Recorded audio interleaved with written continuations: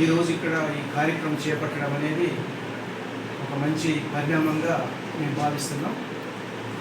నిర్వాహకులకు ముందుగా అభినందనలు తెలియజేస్తున్నాం. జానకి అనేక పాటలు పాడింది. చిన్న పిల్లగానిలాగా, చిన్న పాపలాగా పాడింది. మధ్యస్థులుగా, ముసలి వాళ్ళుగా ఏ పాటలు పాడాలి, ఎవరు పాడుతున్నట్టు పాడాలి అనే పాటలు పాడి జనాన్ని మెప్పించినటువంటి మంచి సినీ గాయకురాలు జానకి గారు. వాస్తవంగా జానకి ఒక అభ్యుదయ సినీ గాయకురాలని నాకు తెలియదు. సినీ గాయకురాలను స్మరిస్తూ అట్లాగే అరుణోదయ నాగర్ను స్మరిస్తూ మేము ఒక కార్యక్రమాన్ని నిర్వహిస్తున్నాం అని జహాంగీర్ అన్న నాకు ఫోన్ చేసి విషయం చెప్పాడు. ఆమె అభ్యుదయ భావాలు కలిగినటువంటిది. పురస్కారాలు, అవార్డులు ప్రభుత్వం నుండి ఇస్తున్న క్రమంలో కూడా తిరస్కరించింది అనే విషయం కూడా వాస్తవం నాకు తెలియదు అన్న చెప్పేదాకా. అట్లా ఈ కార్యక్రమానికి ఆహ్వానించడం అనేది కూడా ఒక మంచి పరిణామంగా మేము భావిస్తున్నాం. అట్లా కామ్రేడ్ అరుణోదయ నాగన్నను ఈరోజు ఇక్కడ స్మరిస్తూ స్మారక సభలో భాగంగా ఈ కార్యక్రమాన్ని నిర్వహించడం అనేది గొప్ప విషయం. కామ్రేడ్ అరుణోదయ నాగన్న అందరి నోళ్లలో, అందరి మనసులో, అనేక ప్రజా పోరాటాలలో, అనేక కళా రూపాలలో, కళారంగంలో ఒక చిరస్థాయిగా నిలిచాడు అంటే దాని వెనుక అనేక బాధలు ఉన్నాయి, కష్టాలు ఉన్నాయి, శ్రమ ఉన్నది, రాజకీయాలు ఉన్నాయి, నిబద్ధత ఉంది, నిస్వార్థమైనటువంటి జీవితం ఉన్నది. ఇప్పుడు మనము చూస్తున్నటువంటి కళారంగంలో, సాంస్కృతికోద్యమంలో అనేక రకాల గాయకులు చూస్తున్నటువంటి పరిస్థితి ఉంది. కమ్యూనిస్టు పార్టీలో, విప్లవ పార్టీలలో కొనసాగుతున్నటువంటి కళాకారులు ఎవరైతే ఉన్నారో, గాయకులు ఎవరైతే ఉన్నారో వాళ్ళందరూ కూడా ఒక ఫేమస్ పాటను పాడగానే, ఒక మంచి పాట పాడగానే వాళ్ళు అనేకం పొంగిపోతున్నటువంటి పరిస్థితిని మనం చూస్తున్నాం.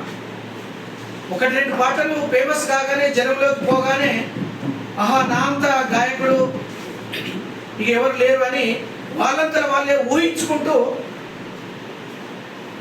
కొన్ని పరిస్థితులలో గత కేసీఆర్ ప్రభుత్వంలో సాంస్కృతిక సారథి అనేటువంటి ఒక సంస్థను ఏర్పాటు చేసి అందులో విప్లవోద్యమంలో, కమ్యూనిస్టు పార్టీలో కొనసాగినటువంటి అనేక కళారూపాలు, ప్రజల కోసం పాడి ఆడినటువంటి అనేక మంది ఎవరైతే ఉన్నారో కళాకారులు, రచయితలు, వాళ్ళందరూ కూడా ఈనాడు గాలిలో దుమ్ము ఎట్లా పైకి లేచి కొట్టుకపోతుందో ఆ విధంగా ఈనాడు ప్రభుత్వ ఉద్యోగాలలో చేరినటువంటి వాళ్ళు, ప్రైవేటుగా పాడుతున్నటువంటి వాళ్ళు, డబ్బులే సర్వస్వమని ఆశించి పాడుతున్నటువంటి గతం నుండి ఈ రోజు వరకు మనం పరిశీలన చేసినట్లయితే అనేక మంది కళాకారులు ఈనాడు ప్రజా జీవితం నుండి పక్కకు పోయినటువంటి పరిస్థితులు మనం చూస్తున్నాం.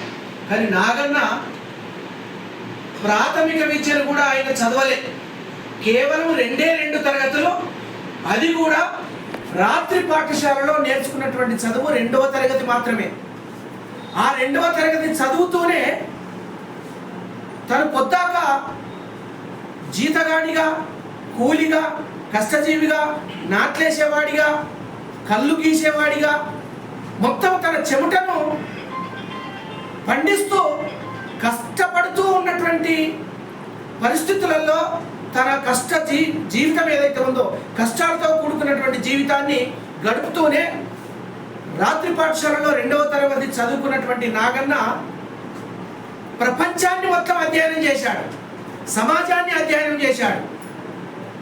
సమాజంలో జరుగుతున్నటువంటి అసమానతలు ఏవైతే ఉన్నాయో, పీడన, దోపిడీ ఏదైతే ఉందో వీటన్నింటినీ చదవాలి, అధ్యయనం చేయాలి.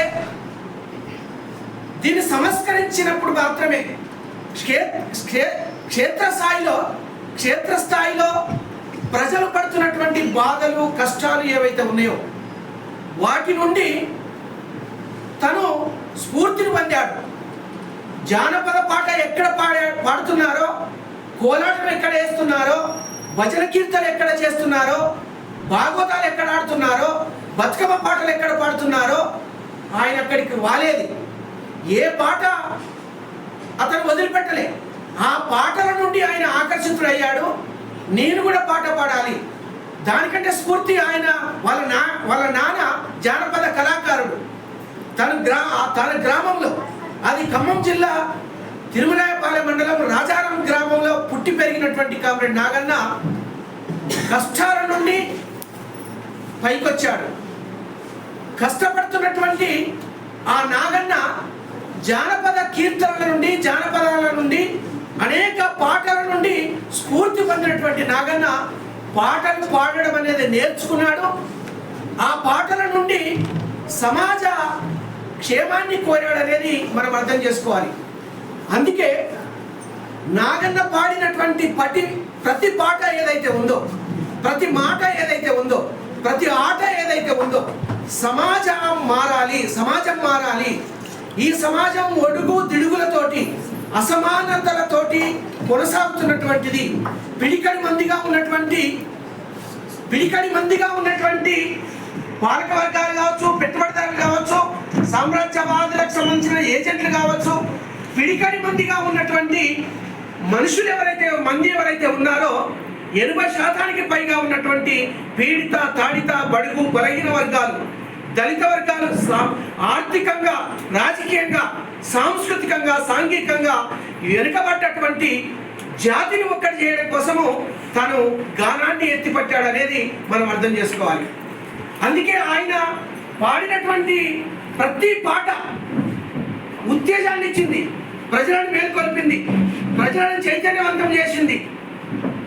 ప్రజలను పోరాటాల్లోకి తీసుకురావడం అంటే ఆయన పాడినటువంటి పాట ఎంత అద్భుతమైనటువంటిది, ఎంత ప్రభావితం కలిగినటువంటిది అని మనం అర్థం చేసుకోవాలి.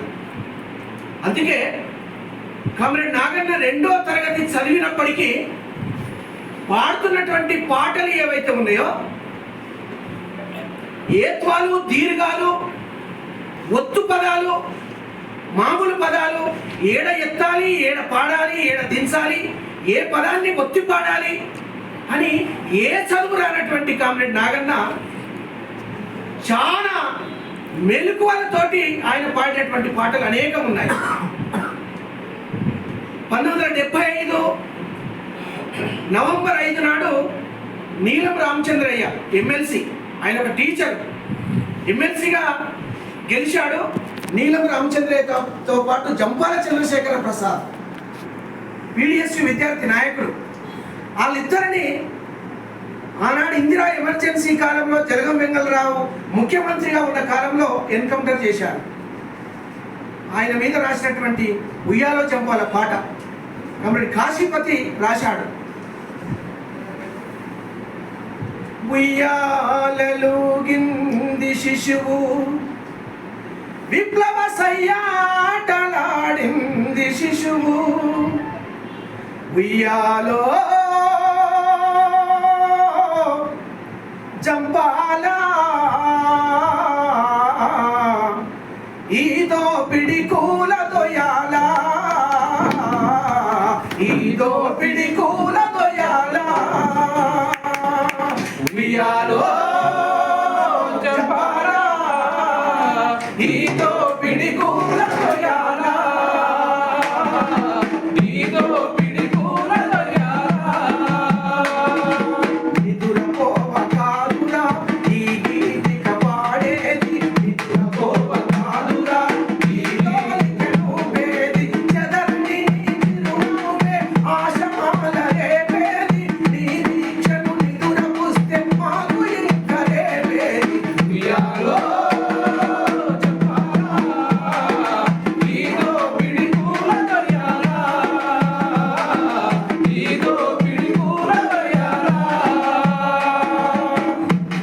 కామ్రేడ్ పొట్ల రామనరసయ్య సిపిఐఎంఎల్ రాష్ట్ర కార్యదర్శి, తనను కూడా 1976 నవంబరు 4 తారీఖు నాడు అదే వెంగళరావు ప్రభుత్వం హత్య చేసింది, ఎన్కౌంటర్లో చంపింది. ఆ రామనరసయ్య మీద మామూలు చదువు చదివినటువంటి అంగడి చెన్నయ్య గుంటూరు తను ఒక పాట రాశాడు. ఆ పాటను కామ్రేడ్ అరుణోదయ రామారావు గారు, నాగన్న కంటే ఫేమస్, ఈయన సమకాలీకుడు, ఆయన రాసినటువంటి పాటను కామ్రేడ్ అరుణోదయ రామారావు గారు ఆయన పద్యంలాగా ఏదో రాస్తే అది పాటకు రావట్లేదు, ఈయన దాన్ని సరి చేసి ఒక పాటలాగా తయారు చేసిండు అరుణోదయ రామారావు. అన్న అమరుడు రా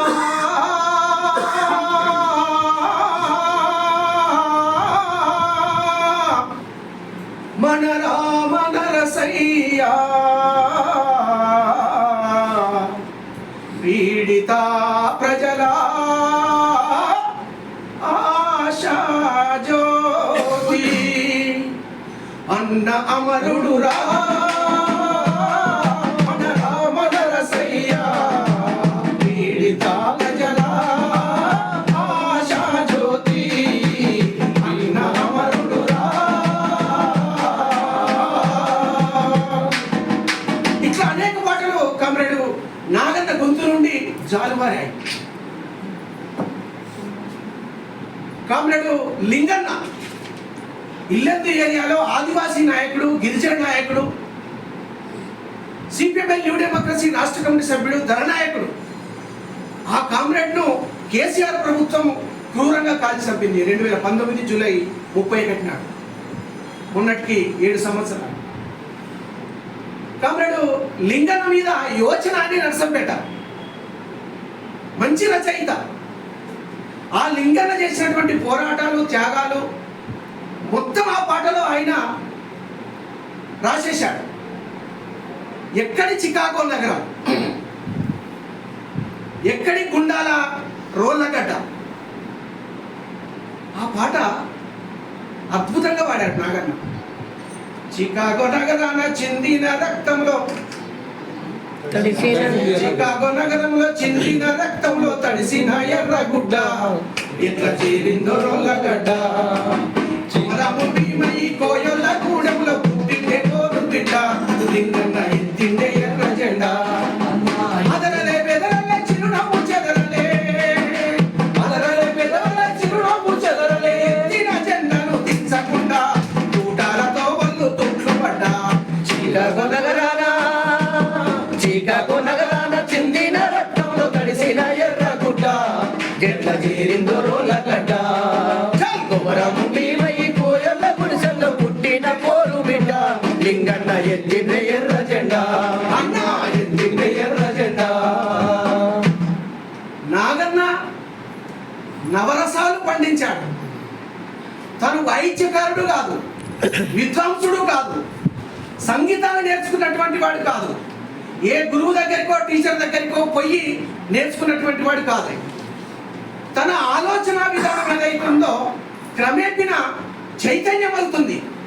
ప్రగతిశీల భావాలు అనేటివి, విప్లవ భావాలు అనేటివి, విప్లవ సాంస్కృతికోద్యమం అనేది తనను ముందుకు నడిపించింది. అందుకే మొదటి నుండి చివరి వరకు విప్లవోద్యమంలో, ప్రజా ఉద్యమంలో, కమ్యూనిస్టు ఉద్యమంలో కొనసాగడం అనేది అది కొందరికి మాత్రమే సాధ్యం. చివరి వరకు ఎవరు ఉంటారో పోతారో తెలియదు. కానీ కామ్రేడ్ అరుణోదయ నాగన్నకు ఆయన వెనకాల ఉండి నడిపించింది ఏదో అభూత కల్పన, ఏదో శక్తి కాదు. గ్రామీణ ప్రాంతాల్లో ముక్తం కదా మనము, ఉప్పలమ్మో మైసమ్మో ఇంకోటో ఏదో అతీతమైనటువంటి శక్తి మనల్ని నడిపిస్తుంది. అది కాదు, అది సమాజానికి ఏమీ ఉపయోగపడదు. కామ్రేడ్ నాగన్నను నడిపించింది, ఉద్యమంలో పాల్గొనేలా చేసింది. పాటై, మాటై, రాగమై, గానమై ఒక విప్లవ సాంస్కృతికోద్యమ సారథిగా తను మొత్తం ఈ సమాజాన్ని మేల్కొల్పడం కోసం పాడినటువంటి పాట ఏదైతే ఉందో అద్భుతమైనటువంటిది. అందుకోసం మొన్న చనిపోయేంత వరకు, జూలై 3 వరకు చనిపోయేంత వరకు ఆ కామ్రేడు నిస్వార్థంగా నిరాడంబరమైనటువంటి జీవితాన్ని గడిపాడు. ఎందుకు ఏమీ ఆశించలేదు ఆ కామ్రేడు. పూరి గుడిసె కూడా లేదు ఖమ్మంలో ఆయనకు. ఇల్లు లేదు, రోడ్డు మీద ఖాళీ స్థలం ఉంటే రేకులు వేసుకుంటూ మనం ఫ్లెక్సీలు ఉంటాయి కదా, ఫ్లెక్సీలు కట్టుకుంటూ అది కూడా రోడ్డు వెడల్పులో పోయింది, కిరాయికున్నాడు. ఎక్కడ కూడా ఇంత పెద్ద గాయకుడు, ఇంత ఫేమస్ కలిగినటువంటి నాయకునిగా ఎదిగినటువంటి కామ్రేడ్ నాగన్న, ఆయన ఏ సినీ నిర్మాత దగ్గరికి, దర్శకుని దగ్గరికి పోతే లక్షల రూపాయలు ఇచ్చేటి, బాగా సంపాదించుకునేటువంటి వాడు. బీదరికంలో, పేదరికంలో, కష్టాల కడిలో కొనసాగాల్సినటువంటి అవసరం ఆయనకు ఉండేది కాదు. కానీ ఆయన సినిమాలలో కూడా పాటలు పాడాడు. నారాయణమూర్తి సినిమాలో 2-3 సినిమాలలో పాటలు పాడాడు. ఆయన సినిమాలో పాట పాడాలని నారాయణమూర్తి నాగరను కలిస్తే, నేను నిమిత్త మాత్రునే, నాకు ఒక వేదిక అంటూ ఉన్నది, ఒక సంస్థ అంటూ ఉన్నది, నన్ను నడిపిస్తున్నటువంటి ఒక సంస్థ ఉంది, ఆ సంస్థ బాధ్యులను కలిసి పర్మిషన్ తీసుకుంటేనే నేను సినిమాలలో పాడతా అని ఆయన చెప్పాడు. ఈనాడు ఈ కళాకారులకు సినిమాలలో పాడుతున్నటువంటి కళాకారులకు ఈ నిబద్ధత ఉందా? లేదు. పాడినటువంటి పాటకు ఇచ్చినటువంటి పారితోషికం ఏదైతే ఉందో ఆ కాంప్లైంట్ తీసుకొచ్చి పార్టీ గొప్ప చెప్పాడు. ఈరోజు ఇస్తావా మనం? ఆ నిబద్ధత, ఆ చిత్తశుద్ధి, ఆ నిజాయితీ ఈనాడు ఉన్నదా? ఇది రోజు రోజుకు కోల్పోతున్నాం మనం. అందుకే ఒక నాయకుడిని కానీ, ఒక గాయకుడిని కానీ, కళారంగంలో కానీ, ప్రజారంగంలో కానీ, విప్లవోద్యమంలో కానీ, ప్రజా పోరాటాలలో కానీ నిలబడడం అనేది, దాని వెనకాల పునాది అనేది కంపల్సరీ ఉంటుంది. ప్రజా పునాది లేకుండా, ప్రజా పునాదిలో మనం భాగమై ఉండకుండా, ఆ పునాది వర్గాలను మనం కదిలించకుండా, ఐక్యం చేయకుండా, కలవకుండా మనం ఏది నేర్చుకోలేమనేది కూడా మనం అర్థం చేసుకోవాలి. కామ్రేడ్ నాగేంద్రను నడిపించింది విప్లవ సాంస్కృతికోద్యమం. విప్లవ సాంస్కృతికోద్యమాన్ని నడిపించింది కూడా విప్లవ రాజకీయాలు అనేది మనం అర్థం చేసుకోవాలి. అందుకే రాజకీయాల పట్ల స్పష్టత ఉండాలి, విప్లవోద్యమాల పట్ల స్పష్టత ఉండాలి, కమ్యూనిస్టు ఉద్యమం పట్ల స్పష్టత ఉండాలి. మనం దేనికోసం పనిచేస్తున్నాం, ఎందుకోసం పనిచేస్తున్నాం, ఎవరి కోసం పనిచేస్తున్నాం అనేటువంటి ప్రాథమిక అవగాహన లేకుండా ఎవరు కూడా నిమిత్త మాత్రులుగానే విప్లవోద్యమంలో, కమ్యూనిస్టు ఉద్యమంలో, ప్రజా పోరాటాలలో మిగిలిపోతారు. దానివల్ల ఏం ప్రయోజనం ఉండదు. కాబట్టి రాజకీయాలను మనము అధ్యయనం చేయాలి, రాజకీయాలను మనము అవలోకనం చేసుకోవాలి. ఈ రాజకీయ వెలుగులోనే దేశంలో, రాష్ట్రంలో, ప్రపంచంలో జరుగుతున్నటువంటి అనేక పరిణామాలను మనం విశ్లేషించాలి. సార్ చెప్పాడు, ఇప్పుడు ఈ రోజు ఉన్నటువంటి భౌతిక పరిస్థితి ఏదైతే ఉందో, మొత్తంగా ఈనాడు దేశంలో 3 దఫాలుగా అధికారంలోకి వచ్చినటువంటి ఆర్ఎస్ఎస్, బీజేపీ నాయకత్వంలో ఈనాడు కేంద్ర ప్రభుత్వం ఏ రకమైనటువంటి విధానాలు తీసుకొస్తుంది, ప్రజలను, రైతులను, కూలీలను, కార్మిక వర్గాన్ని ఎన్ని రకాల పీడనకు, ఇబ్బందులకు గురి చేస్తుంది అనేది మనకు స్పష్టంగా కనపడుతుంది. అందుకే దేశభక్తి పేరుతోటి, జాతీయత పేరుతోటి ఈనాడు బీజేపీ, ఆర్ఎస్ఎస్ మొత్తం ఈనాడు దేశంలో ఉన్నటువంటి అట్టడుగు వర్గాల ప్రజలను, శ్రామిక వర్గాన్ని సాంస్కృతికంగా, రాజకీయంగా, ఆర్థికంగా పతనం చేయడమే ఈ బీజేపీ, ఆర్ఎస్ఎస్ యొక్క సూత్రము, విధానం అనేది మనం అర్థం చేసుకోవాలి. అందుకే మనం అందరం కూడా ప్రజానాట్య మండలిలో ఉండొచ్చు, అరుణోదయంలో ఉండొచ్చు, ఇంకో సంఘంలో ఉండొచ్చు, ఇంకో సంఘంలో ఉండొచ్చు. ఏ సంఘంలో ఉన్నా, ఏ సంస్థలో మనం పనిచేసినా, దేశంలో, రాష్ట్రంలో తిష్టవేసి కూర్చున్నటువంటి పాలక వర్గాల విధానాలను పరిశీలన చేయకుండా, అధ్యయనం చేయకుండా, అవగాహన చేయకుండా మనం ఏది కూడా మనం చేస్తున్నటువంటి ఉద్యమాలకు రూపం ఉండదనేది నేను చెప్పదలుచుకున్నాను. అందుకే ఈ నాగన్న, జానకి వీళ్ళిద్దరిని స్మరించుకొని మనము ఈ కార్యక్రమం చేపట్టడం అంటే భవిష్యత్తులో ప్రజలకు జరగబోయే ప్రమాదాన్ని నివారించడంలో భాగంగానే ఈ సంస్మరణ సభ అనేది మనం అర్థం చేసుకోవాలి. ఆ వైపుగా మనం అందరం కూడా, మనకు రాజకీయాలు అనేకం ఉన్నాయి, ఎవరి రాజకీయాలు, ఎవరి వేదిక, ఎవరి సంస్థలు మనం పనిచేస్తున్నప్పటికీ ప్రమాదం కొంచెం ఉంది ఈ దేశ ప్రజలకు.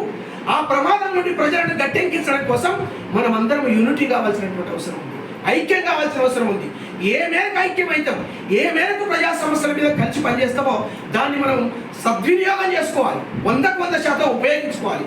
ఆ వైపుగా కామ్రేడ్ నాగన్న స్ఫూర్తి, జానకి గారు పాడినటువంటి పాటల స్ఫూర్తితోటి భవిష్యత్తులో మనము బలమైనటువంటి ఐక్య ఉద్యమాలను ఐక్య ప్రజా పోరాటాలను మనం నిర్మించాల్సినటువంటి అవసరం ఉంది. ఆ వైపుగా దేశంలో ఒక ప్రమాదకరమైనటువంటి సృష్టిస్తున్నటువంటి బీజేపీ, ఆర్ఎస్ఎస్ ప్రజా వ్యతిరేక, రైతు కార్మిక వ్యతిరేక విధానాలకు మనం బలమైనటువంటి ఐక్య ఉద్యమాలను నిర్మిద్దామని ఈ తెలియజేస్తూ ఈ అవకాశం ఇచ్చినటువంటి ప్రజానాట్య మండలి జిల్లా కమిటీకి మీ అందరికీ ప్రత్యేక అభినందనలు తెలియజేస్తూ ముగిస్తున్నాను.